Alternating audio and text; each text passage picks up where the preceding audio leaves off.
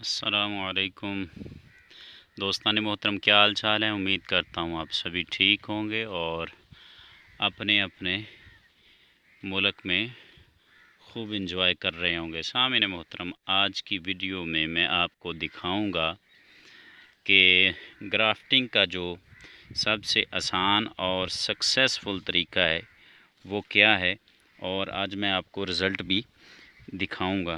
तो सामईन मोहतरम, वीडियो में नज़र आ रहा होगा ये मैंने ग्राफ्टिंग की थी, जो कि एक प्लास्टिक की बोतल में मैंने 2 सीड लगाए थे और वो दोनों सक्सेसफुल हुए थे, और दोनों को मैंने 2 मुख्तलिफ़ शाखों पर ग्राफ्ट किया।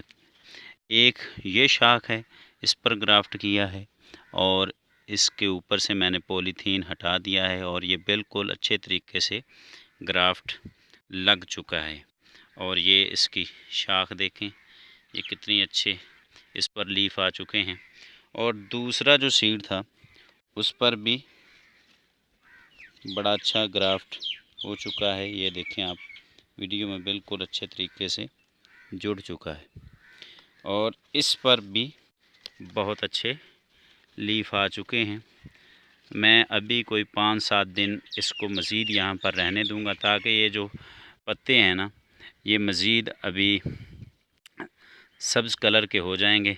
तो फिर मैं इसको यहाँ से कट कर दूँगा और इसको यहाँ से कट करके किसी पॉट में लगा दूंगा, या डायरेक्ट सॉइल में भी लगा सकता हूँ। अगर आपने डायरेक्ट सॉइल में लगाना है तो इस बात का ख़ास ख्याल रखना है कि ऐसी जगह पर रखें इस पौधे को कि इस पर डायरेक्ट जो धूप है, सूरज की रोशनी, वो ना पड़े, क्योंकि इसके लीफ जो हैं वो जल ना जाएं।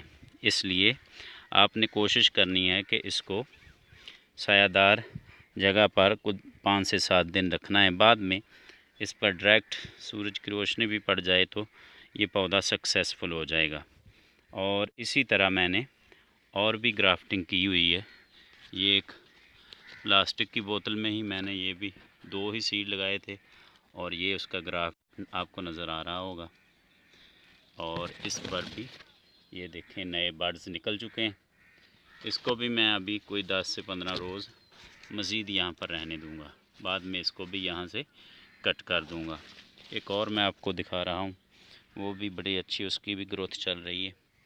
ये देखें, ये पॉलीथीन का शापर है, उसमें मैंने ये भी 2 ही सीड लगाए थे, और इसको मैं रोज़ाना या दूसरे दिन पानी देना पड़ता है। आपने भी अगर ऐसे ग्राफ्टिंग करनी है तो दूसरे या तीसरे दिन रोज़ाना थोड़ा थोड़ा पानी ज़रूर देना है, ताकि ये इस बड़े पौधे से भी पानी ले और यहाँ से भी पानी ले। इससे क्या होगा कि इसके जो सक्सेस होने के चांस बहुत ज़्यादा बढ़ जाते हैं।